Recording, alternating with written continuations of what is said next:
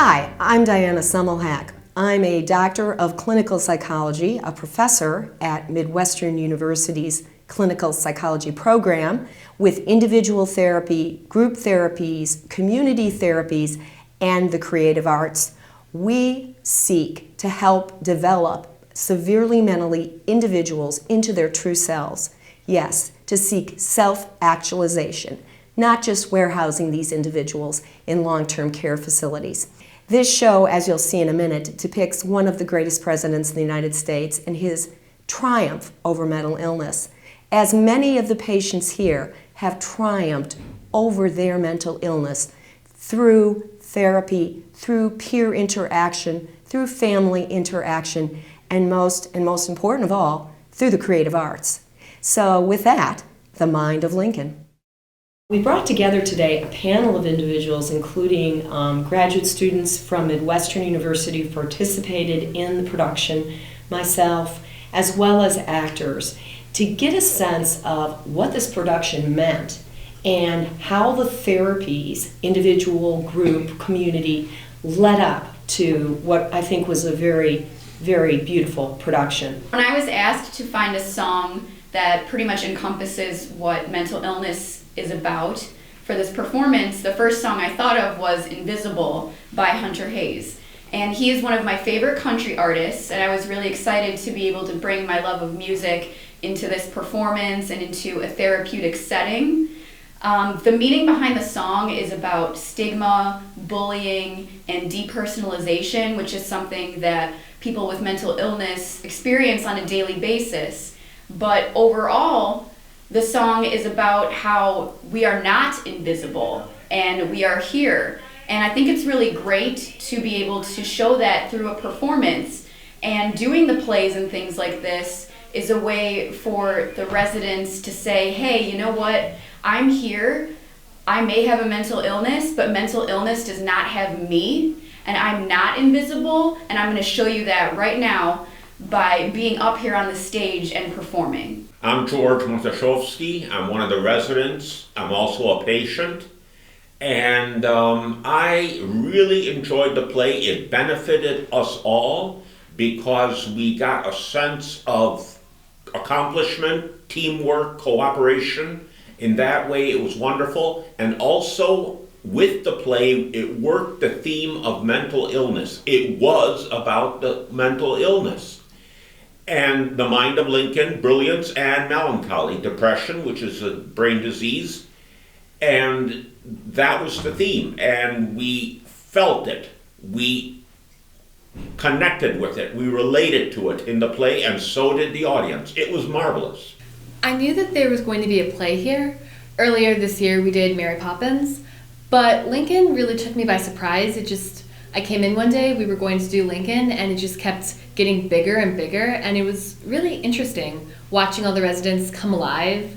We just took Lincoln and this mental illness, and then all of a sudden we were adding Harriet Tubman, and the choir was getting involved, and it just meant so much, and people were really getting into it and really identifying with it, and they wanted to prove what they could do, and I think that they all did a marvelous job. Being in the play Abe Lincoln gave me self-confidence. It proved that I could do it, and after the play was over, I did it it was successful, and it gave me self-confidence. And also, my mother and my sister came to watch the play, and they really enjoyed it. They were very impressed, and my relationship with my mom is a little better and growing because. My mom was proud of me after the play, and when I went on a home pass, we had a little different relationship, more closer and more open, and so I think the play was very good for me. It was wonderful to take what we've learned in the classroom setting and apply it to the clinical setting and incorporate music therapy and drama therapy. Over the past months, I've seen several residents here blossom and really come out of their shells. Through drama and through choir. It has been wonderful to see the residents support one another, have their families come and support them, and to feel a sense of camaraderie and teamwork. I find playing Mary Todd Lincoln was very very rewarding. I felt the pain and the agony that she must have went through losing her son and her husband, watching her husband being assassinated, how she lost control of herself.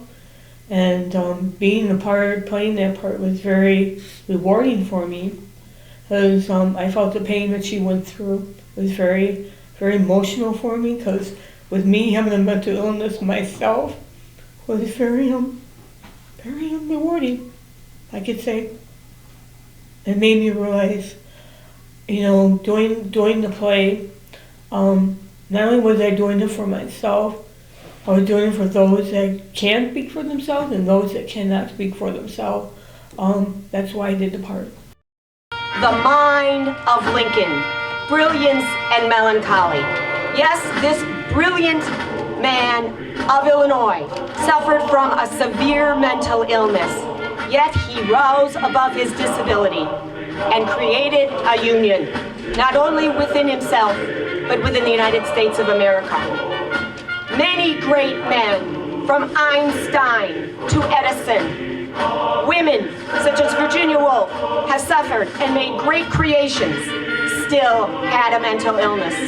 Today, Winquest Theater Company will also feature Harriet Tubman, an African-American woman who, beaten by her master, suffered from a brain injury that led to an organic psychosis for most of her life. Yet she managed to free over 1,000 slaves.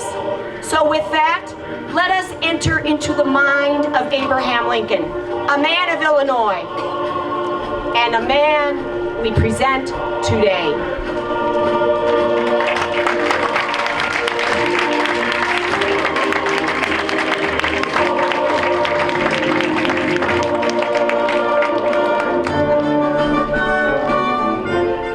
Yes, the times were very difficult. Not only was the Civil War raging, but there was an inner battle in the minds and hearts of Mr. and Mrs. Lincoln, following the death of their beloved son Will to typhoid fever. Mrs. Mary Todd Lincoln, a sensitive soul, was terribly distraught over the death of her son Will and the stresses of being in Washington. She was never the same after his death, never the same, and her sanity questionable. As for Mr. Lincoln, a brilliant but a melancholic soul, he too had been torn apart by the death of his son and many other losses in his life. Forever under the stress of the raging trials and tribulations of the never-ending war. As the Civil War raged on in the country, Lincoln was besieged by despair, gloom, and possible doom both for himself and the nation. Oh, my Lord, this gloom and possible doom, both for myself and the country. The pain of this darkness and beastly disease of mind called depression. But no, I will not surrender myself, nor my country. I will instead climb up, head, arms, and legs from the pit of despair. And now the Suicide Soliloquy, an unsigned poem thought to be written by Abraham Lincoln himself, published in a Whig newspaper in Springfield, 1838. Here where the lonely hooting owl sends forth his midnight moans, fierce wolves shall o'er my carcass growl, or buzzards pick my bones. No fellow man shall learn my fate, or where my ashes lie, unless by beasts drawn round their bait, or by the raven's cry.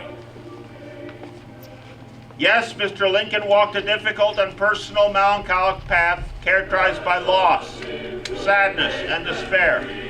While he was victorious in saving the Union, his own life was lost to an assassin's bullet, as was truly the sanity of his wife, Mary Todd.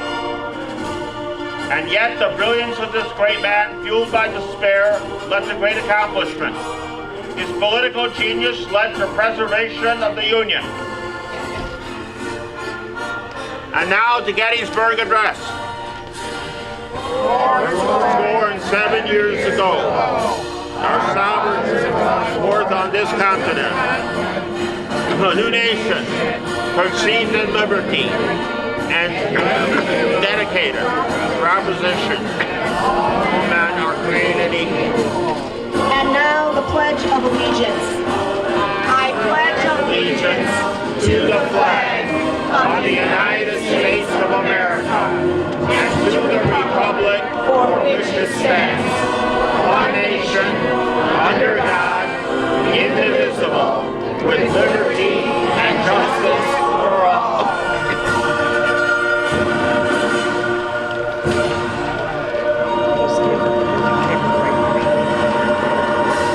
Now we feature the words of the great abolitionist Harriet Tubman, followed by her liturgical dance to the song Invisible.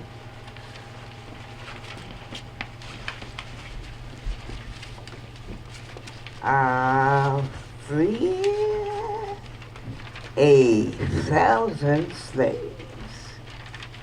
I could have freed 1,000 more if only they knew they were slaves.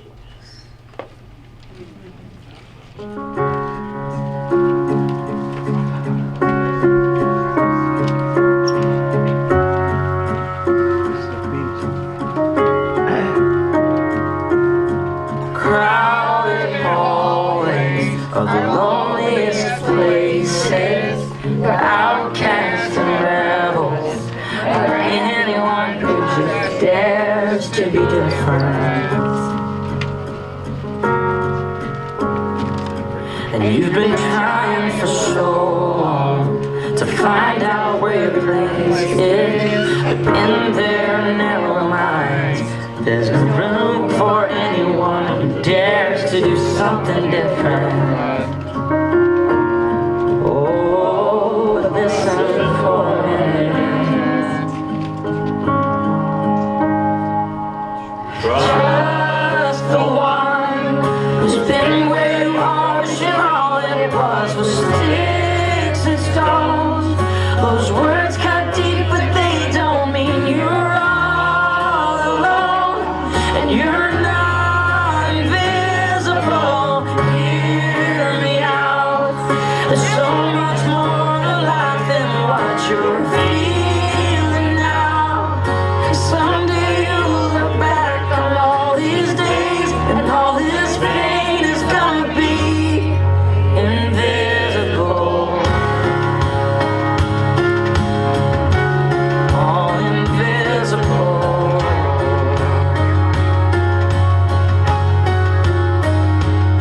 So your confidence is quiet. To them quiet looks like weakness, but you don't have to fight, 'cause you're strong enough to win without war. Every heart has a rhythm, let yours beat out so